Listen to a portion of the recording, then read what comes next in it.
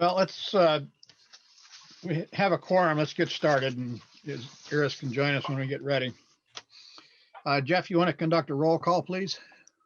Commissioner Martin, Present. Commissioner Shelton, Present. Commissioner Abbott,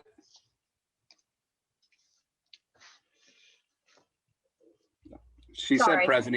I'm Even though here on mute. I said yes. Commissioner Langley. Here. Okay. Is Commissioner Tucker here? I do not see him in the participants. Here comes Oh, here Iris. comes Iris.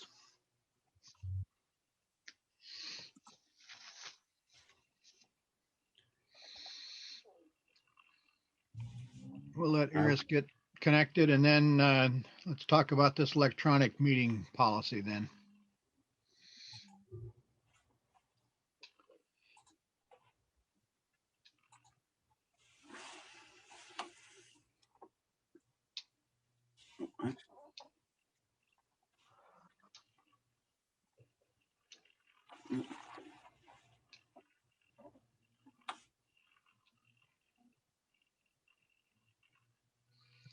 Yeah, she's having some difficulty. Let's get started.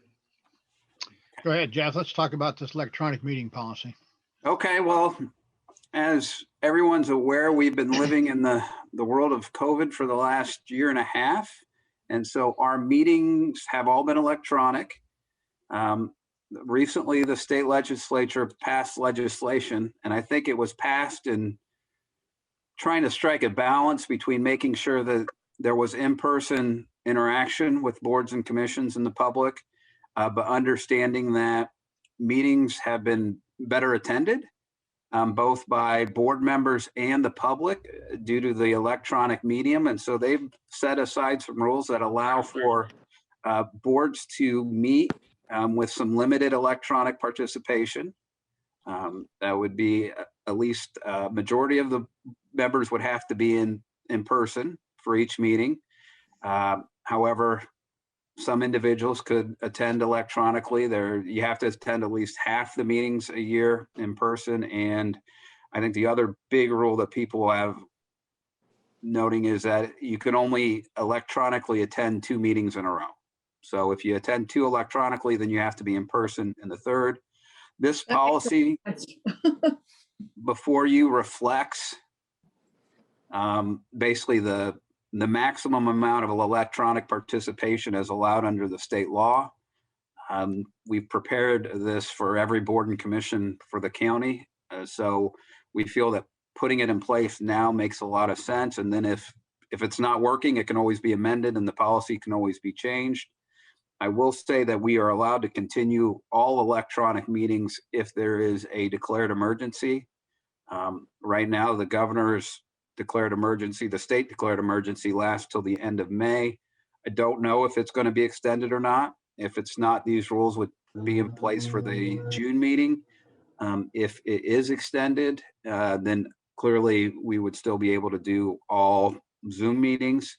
I think it's noteworthy that any local or state declared emergency would allow for all Zoom meetings. So I'm thinking next winter, if there's a snow day and people aren't able, the commissioners declare an emergency, people aren't able to do it, we still would have the ability to have a meeting all Zoom if that happens. We'll have to figure out how to make sure it's noticed and make sure it's still appropriately noticed. I think right now for this year, it's all your meetings are noticed in the Nat Hill room or via Zoom if the emergency is still in place. So I think we're covered for notice this year. So we'll just have to make sure when we notice next year's meeting that language is still there. Okay. I don't know if you have any questions about the policy. Who decides who gets to stay virtual for a meeting? If we've got to have a quorum, that means 3 of us at least have to appear. And how would we decide the 2 that don't? I think how that's supposed to happen is that if you are unable to attend it in person, they are to contact the president of the Redevelopment Commission. I would ask that you put me on that list as well. Yep. I'll keep track of who, and in the minutes I'll have to show who attended electronically and who was there in person and Right. that kind of information. I will tell you, Richard, that if you attend electronically, they have to be able to see your face under these new rules Yeah, in I order know. for the vote to count. You don't want to see my face. It's not a matter of want. The state legislature wants to see your face. Yeah, I know. They will, no, I would plan on attending all of the Mhm. meetings. If I'm going to preside over a meeting, I'm going to do it in person. Yeah. Unless I'm in my deathbed. So I don't see that as a problem. So do we have any? So I will tell, I guess I can state then that anybody who notifies me that they want to attend virtually, my prerogative will be to take first come, first serve, unless there is some particular emergency that exists that keeps you from attending. I can see that people will want to do it virtually just because it's more convenient, but I'm going to be on a first come, first serve basis. I have a Otherwise, question. Yes. Will they all be available electronically anyway, regardless of whether we attend or not? I think that's the plan. The plan is to have a Zoom element to all of our meetings so that the Good. public can attend virtually. Good. It'll be interesting to see in the first couple months how that works, because we have, just for your knowledge, our Nat U Hill room is going to be Right. set up for Zoom, and we Right. had executed the contracts for that several months ago, but due to the chip shortage, I knew that. Because I think it helps the public if they have access to our meetings, whether it's our meetings, anybody else's government meeting, because then they can be more informed. are No, they still going to have Cats broadcast? What's that? I believe so. I think so. I'm not in the tech service side of that, so I don't know exactly how all that's going to work, but we certainly want all our meetings still broadcast. And recorded. I mean, I'm sure they'll be broadcast, or most of them will. They may record some like they do now. I don't believe we're being broadcast right now. They're covering something else, but it'll be recorded, No. I'm sure. Okay. Well, the recording thing is a button that's blinking. No, I'm not talking about that recording. That's recording this Zoom thing to a computer somewhere. I'm talking about Cats recording Right. it to their system. I see. Got it. Is Comark, is that Commissioner Hawk? I think that's Council Yes, Marty Hart. it's county Yes. council. Yes. I Go ahead, don't Marty. know- Thank you so much. The legislation I saw, I thought it was that you could only miss 2 meetings in a row by Correct. doing it virtually. So I didn't hear you say that just now. So, Yeah, he did. but it didn't say what would happen if you didn't. I mean, there's no teeth to this. It just, I think my presumption is that if you're missing the 3rd meeting in a row, then you can't vote because your vote would be in violation of state law. Right. Well, I've got a question. I am a vulnerable person or whatever because I'm old and I'm diabetic. Okay. So I know there's an exception for people who have a medical situation. I don't know if mine is considered worthy of that or not. Well, the language in it says that and this is a member of the governing body may not attend more than 50% of the governing body's meeting in a calendar year by electronic communication unless the member's electronic participation is due to military service, illness, or other medical condition, death of a relative, or an emergency involving actual or threatened injury to persons or Okay. property. I mean, I would read that to mean that if you are not attending due to an illness, then that would not fall under that 50% restriction. Yeah, but old age is not an illness. No, but diabetes is. Ah, You shucks. put the two together with COVID and you're That's right. But we still need to have, even if I know that you happens, still, 3 people would have to be in person. Physically and for everything. present, right? Yeah, we still have to have 3 people physically present. well, personally, I want to just see how things go for a few months. There's still a lot of people, there are still people getting infected who have been vaccinated, and I have been vaccinated. Yep. But, okay, so Hi. I'll play that by ear as we go along, but, Yep. you know, Okay. ideally I'd be there. Yeah, I still wear a mask everywhere I go. Oh, me too. Absolutely. I have been, but I haven't been to many places. Okay, any more questions about this policy? Do we have to approve this or what's going on with Yes. it? I think we do, yeah. So I make a motion that we approve this policy as how we will conduct our business going forward, subject to Yeah. the Thank you. emergency being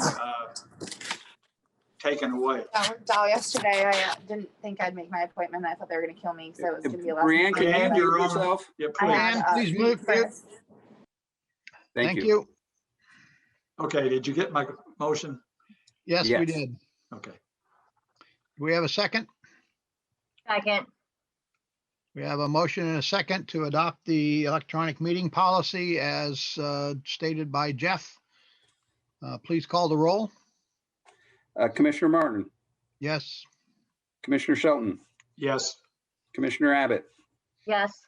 Commissioner Langley, Yes. Commissioner Kiesling. Yes, Motion is approved, 5-0. So to vote anymore, I got to turn my video on. That's right. Well, not today, but once the emergency's off, yes. Yep. All right. Next up are claims. You should have received an approval of claims request for 2 claims, one for Duke Energy in the amount of $11,862.45 and one for DLZ in the amount of $5,130 for a total of $16,992.45. Do we have a motion for approval? I move approval of the 2 claims. second, We have a motion and a second for approval of the claims in the amount of $16,992.45. Jeff, please call the roll. Commissioner Martin, Yes. Commissioner Shelton, Yes. Commissioner Abbott, Yes. Commissioner Langley, Yes. Commissioner Kiesling. yes, Motion is approved, 5-0. Okay. Next on the agenda is approval of the minutes of the previous meeting. These were sent out on the 14th. Let me bring them up again so I can do the brief. These are the minutes. I didn't see anything in here. We adopted the excess valuation resolutions. We adopted the agreement with RBB. right. We have now executed that both on behalf of RBB and on behalf of the commission. So Jeff has a final version of that signed contract. We did claims, previous minutes, and that was pretty much it. We had a report, the good report being the Smith Curry Woodward project. Bids came in, and I'm certain we'll get some update on that at this meeting as well. So do we have a motion to approve the minutes? I'll move. I'll second. I read them a little while ago, so I was good on them. Right, we have a motion and a second to approve the minutes of the previous meeting in April No, April 14th, I think. Oh, April Yeah. 21st. yeah, Please read the, call the roll. Commissioner Martin, Yes. Commissioner Shelton, Yes. Commissioner Abbott, Yes. Commissioner Langley, Yes. Commissioner Kiesling. yes. Motion is approved, 5-0. Okay. Do we have any public comment before we go into staff updates and commissioner comments? Do we have any public attending?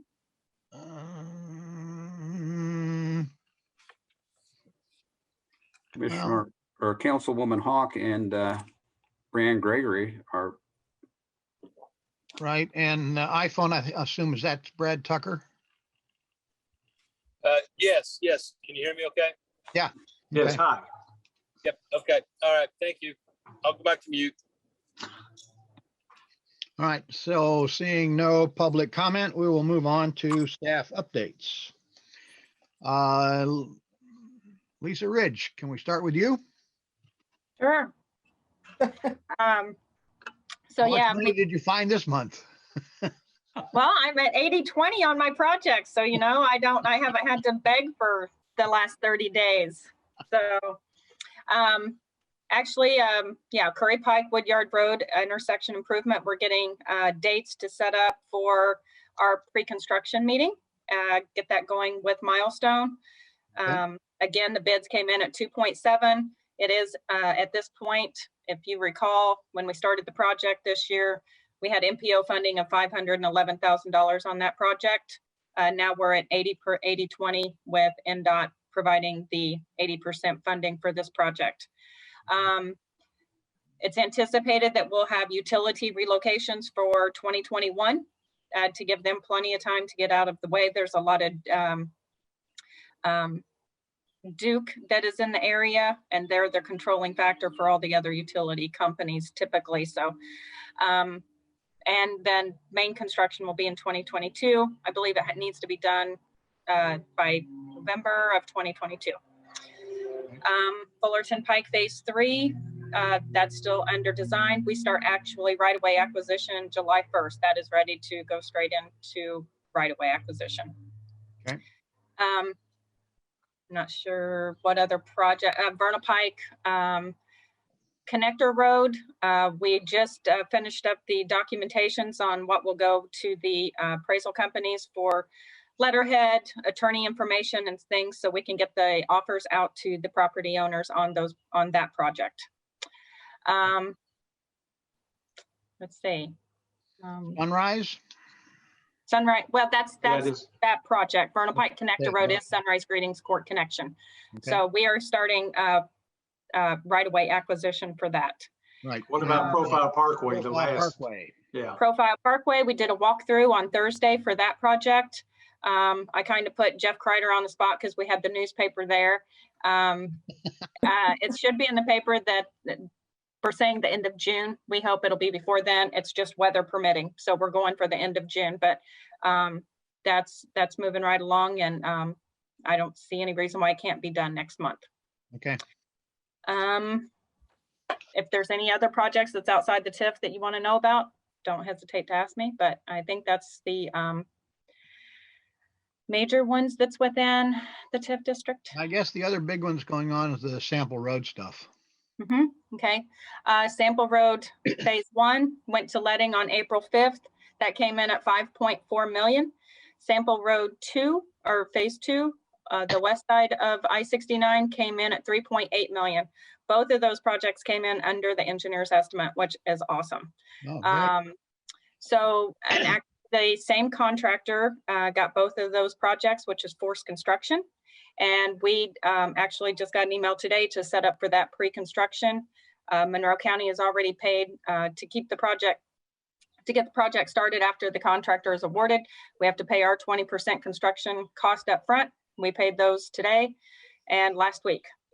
So those are all paid and ready to move forward, be construction in 2021 and 2022 for that project. Good. Hey, Lisa, what's the timeline for the work they're doing on Old State Road 37? That is just a paving project that we're doing. Actually, that should be done probably by the weekend. They've milled it right now, and that's contracted out to EMB Paving, I believe. Received that through Community Crossing Award, and they've got it milled and ready to go, and they should finish the paving of that portion this week. Thank you. Great. Does that include the striping? I can't say that the striping would be immediately after that because that's an actual subcontractor. So you kind of have to go towards what Yeah. their timeline. Sometimes on some of the roads, they'll put down a temporary marking. But I can't give you the timing on the Yeah, there's striping, enough, but there's enough it will traffic happen. on that at night, Yeah, you should at least absolutely. have some temporary center line. Right. Okay, I will reach out tomorrow and get a timeline on that. And if not, have some temporary put down by our sign department. Okay, Great, thank you. all right. Jeff, Well, I guess maybe the big news since last we met is that the city has proposed annexation, or continued their proposal of annexation, I guess is the better way. I sent you all a map, and let me know if that's workable or not. I did get checking my email, I did get an electronic version that I can zoom in and out of. But if you look at the map, every one of the TIF districts has at least a portion of it in the proposed annexation, with the North Park, State Road 46 in the Curry profile, and the West Side TIF. It looks like probably over half of each of those TIF districts are in the proposed annexation. yeah, So it's kind of gonna affect the TIF districts. At this point, the West Side TIF district and the Curry profile has debt on it. Therefore, by state law, we would retain the increment there to do the projects and to pay the debt. State Road 46 at this point does not have any debt on it, although I think their proposed annexation, the timeline on that would allow us to look at putting debt on it. And if we don't in that window, it's probably not feasible to put it on because of the length of that would be left in the TIF district. right. Fulton Pike, again, that one we don't have debt on as well. There are a couple things that we need to think about. Well, at least one. I thought there were going to be two, but when I look at this map, it looks like they carved out the parcel the Redevelopment Commission owns in the West Side TIF, and that's the nursing school for Ivy Tech. We bought that, I think, in 2013 or 14. And we have a 10-year lease with Ivy Tech on that. And at the end of that lease, the ownership will be turned over to Ivy Tech. Okay. The other item that we need to look into is that state code requires the annexing entity to repay or assume the debt of anything that they control or own after the annexation. Profile Parkway, which we issued debt on and we have quite a bit of debt left on, would fall within where they're at least proposing to annex. So if that ended up being annexed, my read of state law is they would be responsible to take over the debt payment on that property. I need to reach out and have a nice long conversation with our bond counsel and financial advisors to confirm that. I did reach out to our bond counsel about if we issue debt for a project that's not completed when the annexation occurs, how's that handled? And I don't think we have a great answer on that. And I was really thinking about the Vernal Pike extension project. Right. And that also includes a bridge. And I don't think the city ever gets ownership of a bridge because we have the Cume Bridge Fund. So I don't think the bridge portion of that would be part of it, but there's also roadway leading up to it and over it that we'd have to look at. Right. And the other thing is, shortly after the annexation was announced, I had contact from the owners of the ABB site wondering about Jonathan Drive and that connector, and what are our thoughts on if that's annexed? Are we still going to do it? One, and two, if we're not, would we want to give back the right of way that we had? And I basically told them until it's annexed, it's not, and so we can't presume it will be. But if it was, then I don't know how we would look at that. So I kind of gave him I don't know the answer to that. But I do want you guys to know that question was asked. Yeah. Did we get an initial kind of a ballpark on that Jonathan Drive thing at one point, Lisa? Do you remember? We did. I want to say it was around the $1 million mark, if I recall. I think it took about $1 million off the overall project of Profile Parkway Extension. Right. I think you're right. Yeah. I remember that same thing. So we would still have the option of doing a bond for that amount, at least in the short term, if we could figure out how to pay for it. I think we could, that could be explored. Yeah, I think we ought to think about that more seriously at this point, because it would be a shame that we went to the trouble of putting in the Profile Parkway part of it and then not made it so that we could get that southern connector in there, which would really make those properties much more attractive, I think.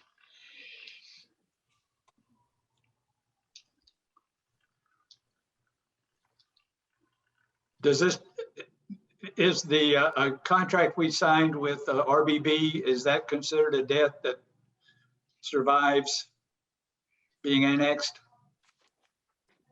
I think we still get the increment in the areas because we do have debt on it. And I think as long as there is debt, the county would still continue to get the same increment as Right. what we received before. So I don't think we'd get a reduction in increment. I think even if my answer was not that way, I would say that contract's still in place, but it still has that 15% limitation Sure. in the requirements that we have to make our debt payments. Yeah. Okay.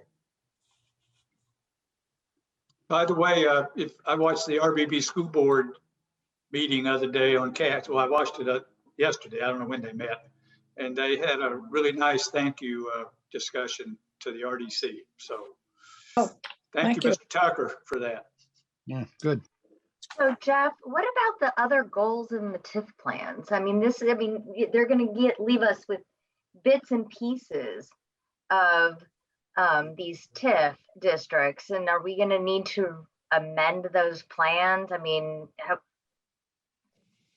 it's kind of interesting to me when I look at this map, what they chose to keep and what they chose to not annex.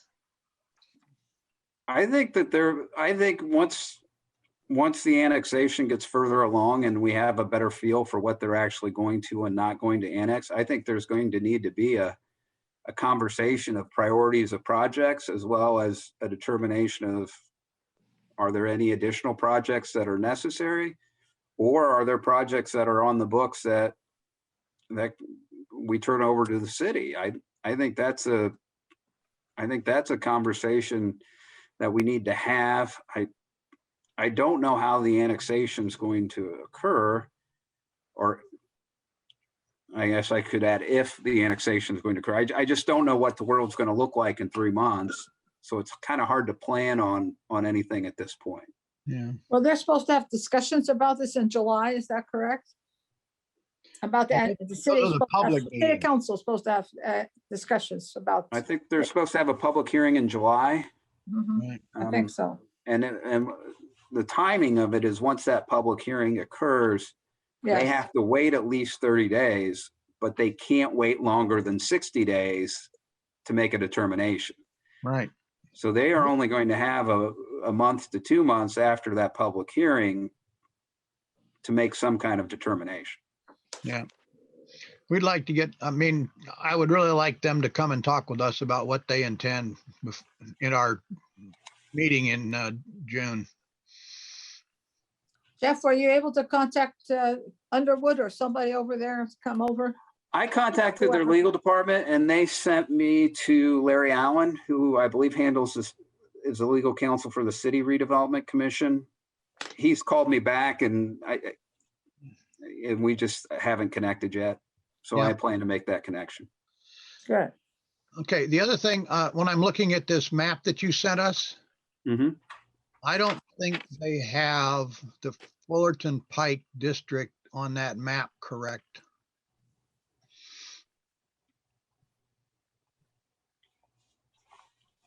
And that, Fulton Pike. it does look a lot larger than what my memory Yeah. of. Yeah, it's in the wrong place too. Is that green spot, Richard? Yes. It Okay. should be south of the road instead of north of the road. I'm on a small screen, so I'm just trying to, Yeah, they've See. got it north of Fullerton, and it should be south of Fullerton. there's a little bit of it south of Fulton, but not very much. Yeah. I think the area that's already in the city. Maybe it'd be helpful if I shared my screen. Can I do that, Jonathan? I think you can. I'll hit the button. We'll see what happens. Well, don't just say let him share screen. That's how we got Zoomed last time. With somebody else shared. Oh, he'll their be screen. in control. I don't think we'll have to worry. Well, I agree. We know who everybody is who's here now. Right. There we go. That's good. Yeah, So I think that this area here is definitely not part of the TIF district. right. I think you're correct. I I think that's within the city, isn't it? Yes, I think this is the city boundary right now. Right. Oh, I see. So I'm pretty sure this is. Lisa, Yes. did we have anything on the east side of Yes, 37? we do. Okay. Yes, I do. thought we did, but Yeah. Okay. So that they just have that colored incorrectly. yeah. Okay.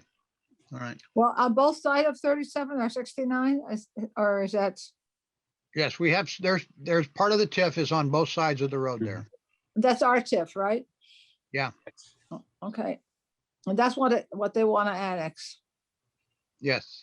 Well, they Okay. only want to annex part of it. You notice that there's a little Oh, bit of. that's right. Yeah, to the right, to the east. That doesn't make sense.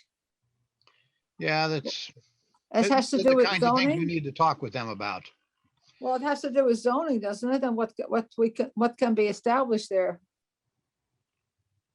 Well, it would be whose zoning it would be controlling in that little piece of the TIF. Yeah, right. I mean, I think we need to talk with them about that kind of stuff. Do we need to set up a separate meeting of some sort that is just, has to do with this and work with them, both the legal as well as the planning and as well as the county, the city planning and the, what shall I say? Well, I think let's- Financial. yeah, let's let Jeff talk with Okay, their legal Good. and see what we need to do. Yeah. But there are quite a few issues we'd like to get some information about, particularly Right. some of these boundaries that may not make sense, like that one. yeah, I see it. That's strange. Oh, I see why that would be. He wants the automobile business in there. Yeah, I don't have the base, the aerial under this. Yeah. That's all right, we can see it. So that whole Curry, there's this block on the west side, that's Curry, This is the Curry profile right here. yeah. And we have a TIF on that? Yes. That's the old GE plant. Okay, The Got Curry it. profile is. but they want to capture that. No, No, they're not, but Cook's paying them not to be annexed. So Okay, that one should stay the way we set it up. but That's on right. this map, it's being annexed. Yeah. Oh, well, that's but what wrong. about the triangle above that? That's already in the city. Yes. Oh, it's one of those, okay. I thought the agreement with Cook was just for their headquarters. No, I don't think so. Because it looks like on here that they're planning on annexing. Well, the map that's on their city website has both parts of Cook in white, which means they're not being annexed. I don't know about this map. This Oh, map shows them being annexed. Oh, no, the headquarters is not annexed, but the plant is, the The G, GE plant is. But the parking lot's not. So I think we need to maybe look at that and And that's something I can talk to the city about, is making sure our maps are correct. And Marty was asking about fire districts, and I think that's Yes, where the township or the township district now has jurisdiction. They will retain that jurisdiction. They're planning on retaining it anyway. Jeff, I think I read somewhere, and Jim, maybe, since you stay up on this stuff, that when Mayor Hamilton decided to restart the annexation conversation, he was going to propose the original map with the understanding that there would be changes. Did I That's what he said. He Okay, basically so- taken the position that we're restarting where we left off in 2017 when the state illegally intervened. That's what he's been saying. Yeah. So I With think a some conversation changes. with Larry and Jeff Underwood, not Jeff Cockrell, would be really helpful, because they may already know some of these changes that are going to be proposed or coming down the pike. Right. And then we would be making decisions on accurate new information. Does that seem? yes, I agree. Well, I agree, and I think it needs to be sooner rather than later, since we are dealing with infrastructure projects that take so long. Right. The mayor's position has basically been, in general, we've got 2.5 years after, more than 2 years to work these issues out once things are approved, and that's true. But if we wanted to decide if we had to decide whether to continue the Fulton Pike extension or not, we would need to do it now. Right. Yeah. Well, and they're, as Jeff pointed out in the chat, they're going to start talking about this at tonight's meeting. So, Oh, yeah. yeah, would it be prudent to have a meeting before our next regularly scheduled meeting? I'd say have a meeting as soon as we can get them to meet with Yeah. us. Yeah. I think so. Yes. And by the way, we also need to establish the fact that once this is done, we need to be meeting we were going to be interacting now more than ever, because we got pieces of things that are in our TIF and things that aren't. And we're probably going to get stuff, an annex that's going to make us surrounded. And so we can't just ignore each other when we're deciding roads and sewers or stuff. Right. Exactly. And Jeff, one more request, I'm sorry. Would it be possible for you to give us at least a synopsis of the legislation and how it impacts how this needs to be handled, given, the TIF districts overlaying some of the annexation areas? Because I'm a little confused about how all they acquire the debt, but maybe not the project. I'm a little confused on how that works. And I don't blame you for being confused. I'm a little confused on how that works as well. So I've reached out, and I need to follow up with Bruce Donaldson. I reached out particularly on the overpass, but I think I need to reach out to him and Greg Garatas on the ones we have current debt on and how that works. Yeah. Right. I think we have a pretty good understanding of some of the basic, if they annex, here's what happens. There's state code that kind of outlines that, and I'll send that to you with a synopsis. I think the tricky part is the debt and the assumption of debt. Well, what about if in 2024, takes effect? Surely they're going to annex the old ABB part. I'm confident of that. And let's say somebody wants to come in there and do something and we haven't done it yet, needs the Jonathan Road hookup. Who decides about that? Would that be the city? Or would it be the city and us together?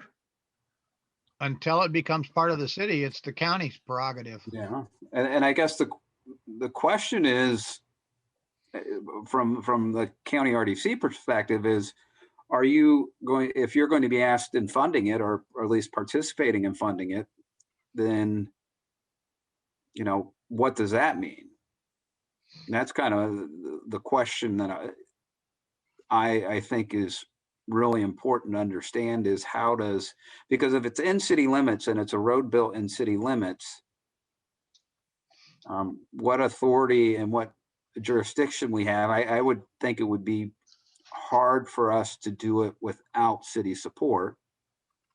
Well, I would certainly agree with that. We even went to them and talked about the Profile Parkway extension, looking into Gates Drive, because that's been annexed for years. So that was in the city. But we did all the financial parts for what we built. Mhm. I'm just wondering if a project comes up after this has been annexed, do we have any say at all? It seems like we would have to, because it would impact our financial position. The city cannot force you to spend money. So from a financial perspective, I think you still have control over the TIF allocation and the financial money that goes into that fund. I'm not. I think the city could do it on their own if Yeah, they that paid makes for it sense. on its own. But they'd have to pay for it. Well, you have to come to an agreement, right? I think if the city if they annexed it and they wanted to do a project there and they wanted to pay for it, I think they could. It wouldn't make any sense to me why they would want to do that without at least talking to you guys. Right. That would make a bit of sense. So I guess to me, there's the question of authority versus the question of practicality and working together. Because they are proposing to annex quite a bit of territory in the TIF districts. That's right. I agree 100%, but they just don't have a track history record of talking to us. Or I quite will make frankly, sure I express that anybody else. when I talk to them. Well, I think we need to start with legal doing that. That would be the best way. And then have both legal coming together and us, and then some of us coming together with both, whether it's elected officials or the two RDCs. But I think it's best if we start with the legal part, and then maybe we can move on from there, because it seems like we seem to get stuck with the elected officials. And I'm not elected anymore, so I'm still in it. Yeah, okay. Much to do. Jeff, see what you can do about setting something up. I'm working on it. Okay. I would say I've got a couple other updates. Okay. One is I emailed the Rhonda Cook about including the RBB project in their survey and in their educational piece. I think I've got all the information I need from RBB, so I'm gonna send that all off to her. I gave her a pretty good synopsis of what we were looking at. She said that was good enough to start, so I'm hoping to finalize that and get that out to her end of this week, early next week, so that they have all the information they're looking for. And I know we talked about that last week, so I wanted to give you that. Right. I think that's the other one that I had written down as to wanting to give you guys an update on. Is there anything else? Am I missing something? No. There's just a lot to do and to think about. Well, just, as you work with somebody and hopefully you get them to correct their maps, obviously please share with us as we think about stuff, so we know what we're thinking about. I might forward you guys the link to the one I'm going to stop sharing my screen. Sorry. Okay. Yeah. I'll forward you guys that link. I don't know if that is a internal county user permission type of link or not. So if you can't access it, that might be the reason. Okay. Well, you forward it to us and I can get it. I forward you the kind of the static map, but the map I had up was one where you could zoom in and it's through the GIS system. And well, that would be helpful. Yeah, that would.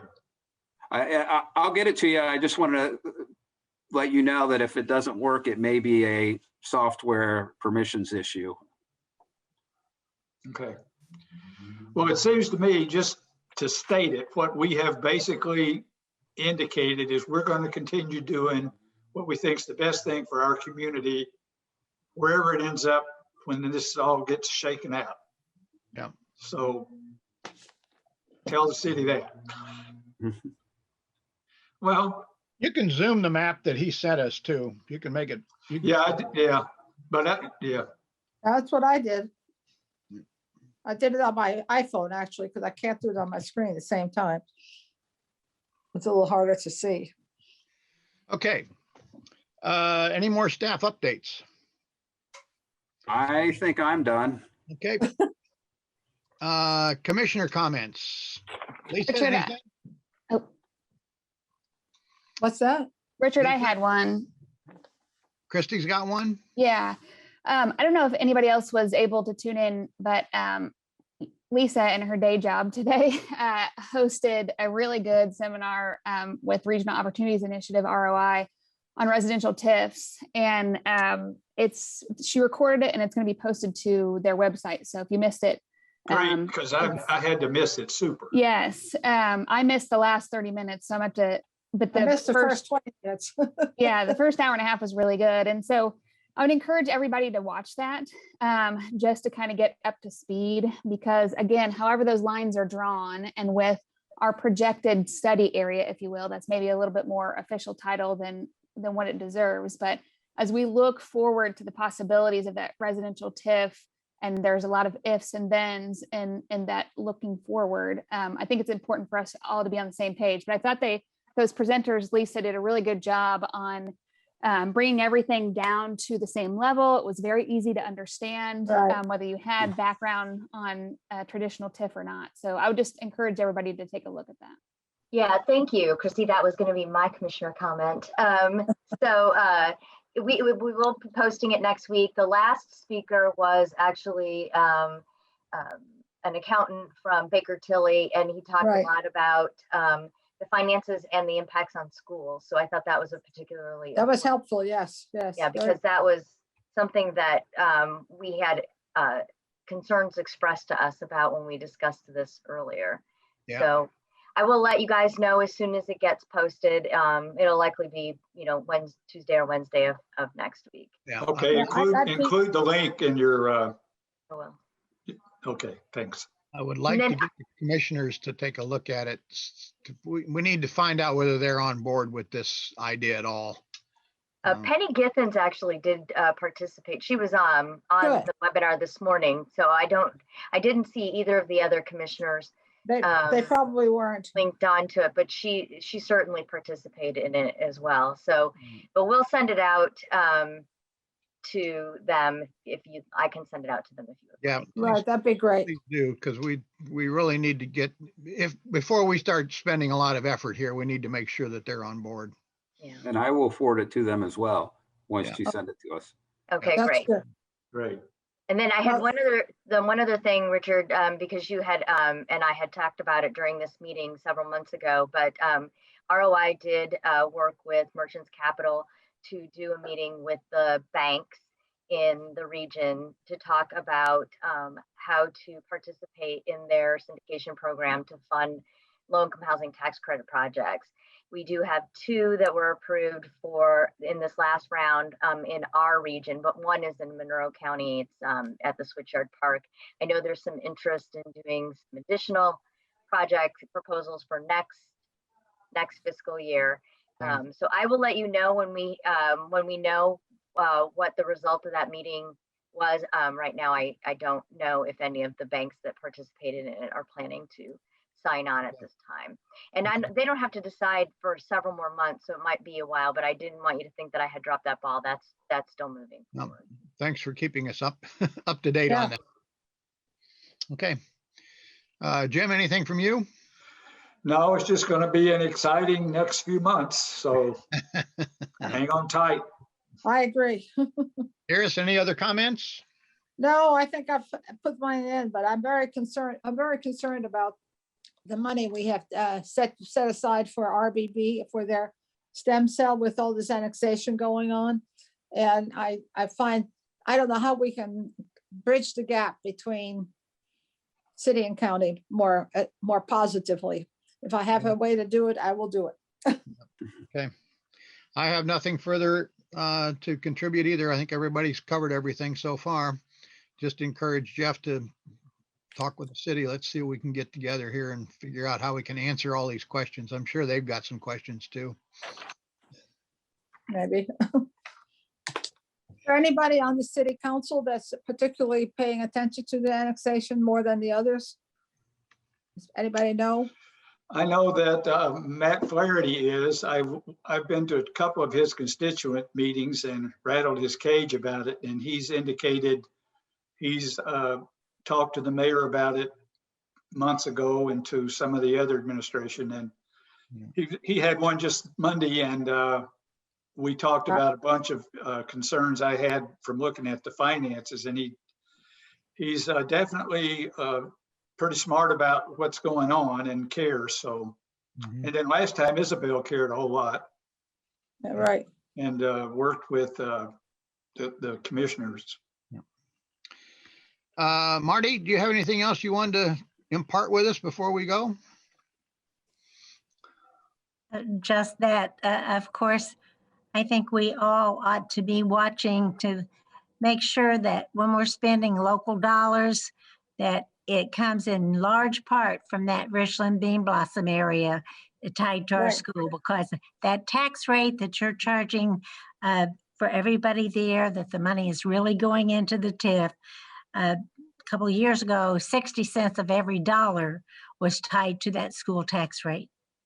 So, you know, the commitment was made to the public that we would not extend this TIF any longer than what we just had to try to get some of these things done and release this assessed value, and that's not happening.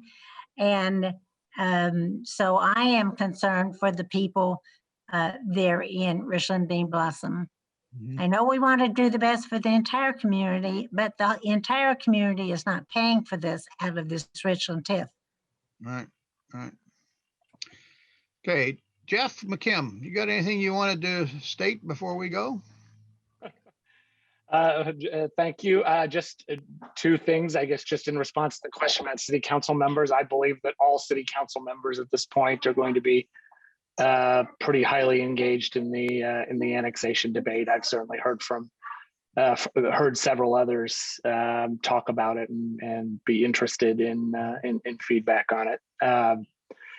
And then the other thing is just remember that in the city's annexation case right now, they are essentially assuming that all of the waiver, they are not assuming that the law that was passed that expired all waivers after 15 years is valid. So the waiver counts that they provide are not necessarily in keeping with state law as it exists right now.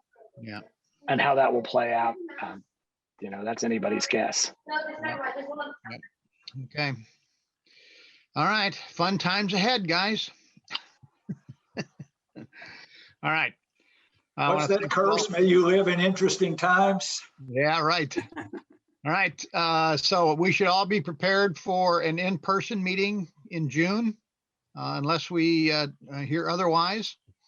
And you're to contact me prior to the meeting if you want to attend virtually. And Jeff is going to work on trying to get us together with the city ASAP. And I will also, if the governor does extend the emergency, send out an email. Yep. Okay. Hey, right. Could you work with whoever is appropriate that if we do this in June, that we set the room up so that we're physically distant instead of being all huddled around that little table or all together up at the DS up at the front? Somehow we're kind of apart. I will do our best. Yeah. Which I think would be a good idea for all the meetings in there. But yeah. Okay. With that, I'm going to call this meeting to a close, and we are adjourned. Bye, all. Thank you. Okay. Thank you all.